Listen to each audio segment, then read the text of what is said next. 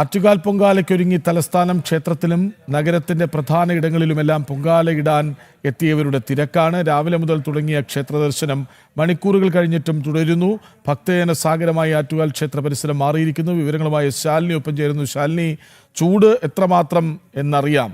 നാളെ ഈ സമയത്ത് രണ്ട് തരം ചൂടാണ്. ഒന്ന് പൊങ്കാല അടുപ്പുകളിൽ നിന്നുയരുന്ന അഗ്നിയുടെ ചൂട്, മറ്റൊന്ന് അന്തരീക്ഷ ചൂട്.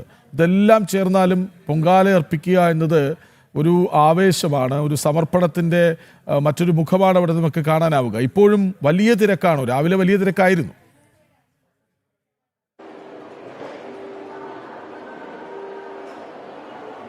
കൃഷ്ണരാജ് സൂചിപ്പിച്ചതുപോലെ ഒരു ഭാഗത്ത് അന്തരീക്ഷ ചൂട്, അതിനെ കവച്ചു വെക്കുന്ന രീതിയിൽ പൊങ്കാല ചൂട് അങ്ങനെ കത്തിക്കയറുകയാണ്. ഇനിയിപ്പോൾ ഉത്രാടപ്പാച്ചിലിന് സമാനമായ പാച്ചിലാണ് തലസ്ഥാന നഗരത്തിലുള്ള ഓരോ ഭക്തജനങ്ങളും എന്നുള്ളതാണ്. ഞാനിപ്പോൾ നിൽക്കുന്നത് നടപ്പന്തലിലാണ്. രാവിലെ ക്ഷേത്ര നട തുറന്നപ്പോൾ തുടങ്ങിയ ആ ഒരു തിരക്ക് കൃഷ്ണരാജുമായി ഞാൻ ആദ്യം സംസാരിച്ചപ്പോൾ ഉണ്ടായിരുന്ന തിരക്കിനേക്കാൾ കുറച്ചധികം വർദ്ധിച്ചിട്ടുണ്ട് എന്ന് തന്നെ നമുക്ക് പറയാൻ കഴിയുള്ളൂ. കാരണം നടപ്പന്തലിലെ എല്ലാ ഭാഗങ്ങളിലും സ്ത്രീകൾ കൈയടക്കി കഴിഞ്ഞു, ഭക്തർ കൈയടക്കി കഴിഞ്ഞു. ക്ഷേത്ര ദർശനത്തിനുള്ള സമയമാണ്. ദൂരദേശങ്ങളിൽ നിന്ന്, ദൂരനാടുകളിൽ നിന്നൊക്കെ ദിവസങ്ങൾക്ക് മുൻപ് ഇവിടെ എത്തിയ ആളുകളൊക്കെ തന്നെ ഈ തിരക്കിൽ ക്ഷേത്ര ദർശനം നടത്താനുള്ള ഓട്ടത്തിലാണ് എന്നുള്ളതാണ് നമുക്ക് മനസ്സിലാക്കാൻ സാധിക്കുന്നത്. പോലീസ് പല വിധത്തിൽ അവരുടെ സുരക്ഷാ ക്രമീകരണങ്ങൾ ഒരുക്കിയിട്ടുണ്ട് എങ്കിൽ പോലും അവർക്ക് അവരുടെ കൈകളിൽ കൺട്രോൾ നിൽക്കാത്ത രീതിയിലേക്ക് ഭക്തജനങ്ങൾ അനന്തപുരിയിലേക്ക് ഒഴുകിയെത്തുകയാണ്. ഭക്തരുടെ ഒരു സാഗരമായ അനന്തപുരി മാറിക്കൊണ്ടിരിക്കുന്ന കാഴ്ചയാണ് നമുക്ക് ഈ ഘട്ടത്തിൽ മനസ്സിലാക്കാൻ സാധിക്കുന്നത്. നമ്മൾ കഴിഞ്ഞ മണിക്കൂറിലൊക്കെ സൂചിപ്പിച്ചതുപോലെ തന്നെ നാളെ ചന്ദ്രഗ്രഹണ ദിവസമാണ്.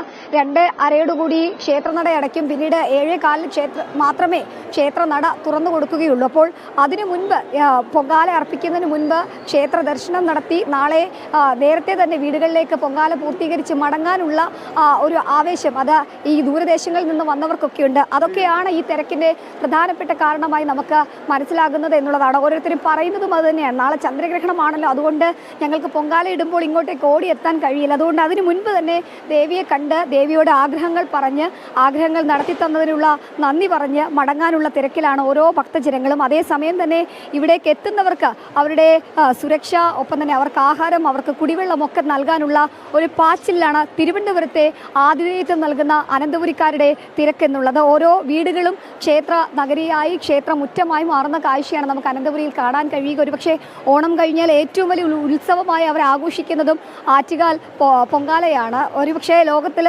മറ്റൊരിടത്തും കാണാൻ കഴിയാത്തൊരു അത്രയധികം സ്ത്രീകളുടെ കൂട്ടായ്മ, സ്ത്രീകളുടെ പങ്കാളിത്തം അത് അനന്തപുരിക്കാർക്ക് മാത്രം സ്വന്തമാണ്, ആറ്റുകാൽ പൊങ്കാലയ്ക്ക് മാത്രം സ്വന്തമാണ്. അതുകൊണ്ട് തന്നെ അത്രയധികം ആളുകൾ ഇങ്ങോട്ടേക്ക് എത്തുകയാണ്. അവർക്കുള്ള സുരക്ഷ പോലീസ് ഒരുക്കുന്നുണ്ട്. ഏകദേശം 5800-ലധികം വരുന്ന പോലീസ് ഉദ്യോഗസ്ഥർ സുരക്ഷയുടെ ഭാഗമായിട്ട് ഒരു ഭാഗത്തുണ്ട്.